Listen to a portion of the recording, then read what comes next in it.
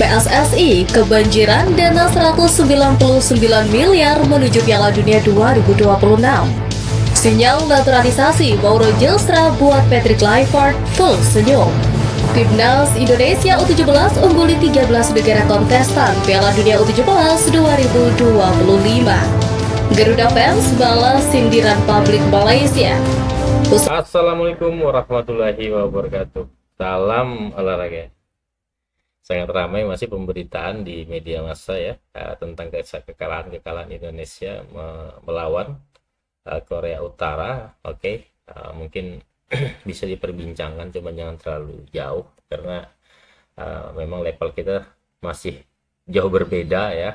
Dan satu yang kita patut syukurin, Indonesia mampu masuk ke Piala Dunia ya, mampu mengalahkan konsisten yang lainnya. Nah, jadi informasi yang akan saya suguhkan hari ini adalah Garuda Fans sindir Pandit Malaysia, Timnas U17 ungguli 13 negara kontestan lainnya, PSSI kebanjiran dana menjelang Piala Dunia U17, dan sinyal naturalisasi Mauro Gilstra. Coba kita saksikan bersama ya. Kita tahulah kekuatan netizen Indonesia itu seperti apa. Ngerinya bukan main jika mendapati apapun yang menjadi sorotan, apalagi menyangkut pautkan nama Indonesia. Seperti yang dialami fans Garuda Muda kali ini. Mereka mendapat sindiran tajam dari berbagai kalangan internasional. Namun, bukan netizen Indonesia namanya jika hanya dia mengaku saja. Sebelumnya, kekalahan telak Timnas Indonesia U17 dari Korea Utara membuat langkah Timnas Indonesia terhenti di babak 8 besar Piala Asia U17 2025. Hal itu yang kemudian mendapat sorotan dari berbagai media luar negeri. Salah satunya dari negara tetangga sekaligus rival skuad Garuda, Malaysia. Ya, ramai-ramai memberikan sindiran sadis untuk pasukan Nova Arianto usai dipermalukan Korea Utara 0-6. Publik Malaysia menilai permainan Zahabi Goli dan rekan-rekan sama sekali tidak menunjukkan kalau mereka layak main di kompetisi yang lebih tinggi. Tidak sampai di situ, beberapa dari warganet Malaysia juga kembali mengungkit Harimau Malaya yang juga pernah menang telak 1-5 dari Indonesia di kualifikasi Piala Asia U17 lalu. Kalian semua Timnas Indonesia U17 memang tidak layak, tulis salah satu publik Malaysia. Menanggapi sindiran tersebut, para fans Garuda pun memberikan respon berkelas. Mereka tidak mempermasalahkan hasil buruk yang didapat pasukan Nova Arianto dan mengaku bangga karena bisa lolos ke Piala Dunia. Nggak apa-apa kena bantai, yang penting lolos Piala Dunia. Kalian udah nggak main di Piala Asia, tulis netizen Indonesia. Ya, meski kalah telak dari Korea Utara dan gagal ke semifinal Piala Asia U17, skuad Garuda Asia sudah membuat sejarah membanggakan dengan berhasil merebut tiket ke putaran final Piala Dunia U17. Sekarang, Zahabi Goli dan rekan-rekan diminta lebih memantapkan persiapan menghadapi gelaran Piala Dunia yang berlangsung pada November mendatang. Angin segar masih bisa dirasakan oleh Timnas Indonesia U17 di samping kekalahan telak atas Korea Utara. Bagaimana tidak, skuad Garuda Asia masih bisa bersyukur mampu mengungguli beberapa negara lain yang ikut di ajang bergengsi Piala Dunia U17. Seperti yang diketahui, jumlah peserta Piala Dunia U17 2025 adalah 48 negara, naik 2 kali lipat ketimbang sebelumnya yang digelar di Indonesia pada 2023, 24 negara. Sebanyak 48 negara ini pun sudah diketahui identitasnya. Nantinya, 48 negara itu dibagi ke dalam 4 pot yang masing-masing potnya berisikan 12 negara. Lantas, bagaimana FIFA menentukan penghuni pot 1, 2, 3, dan 4?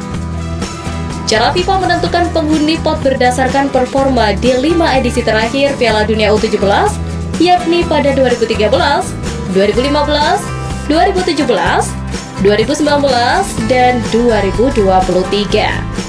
Berdasarkan itu, Timnas Indonesia U17 diprediksi masuk pot 3 drawing Piala Dunia U17 2025.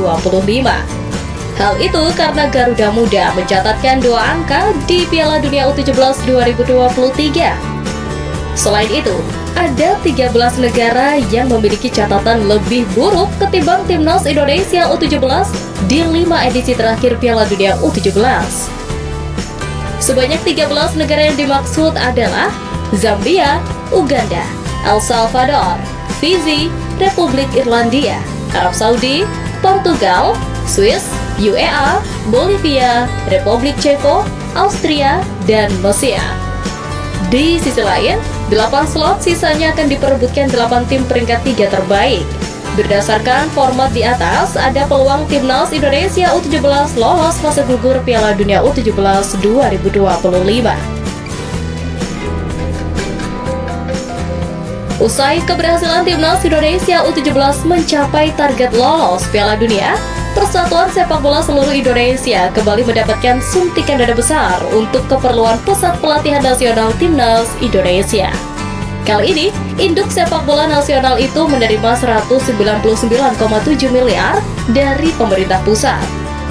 Dana yang nyaris menyentuh 200 miliar itu diterima oleh PSSI setelah Ketua Umum PSSI Erick Thohir melakukan penandatanganan perjanjian kerjasama antara Kementerian Pemuda dan Olahraga dengan 13 induk organisasi cabang olahraga di Jakarta.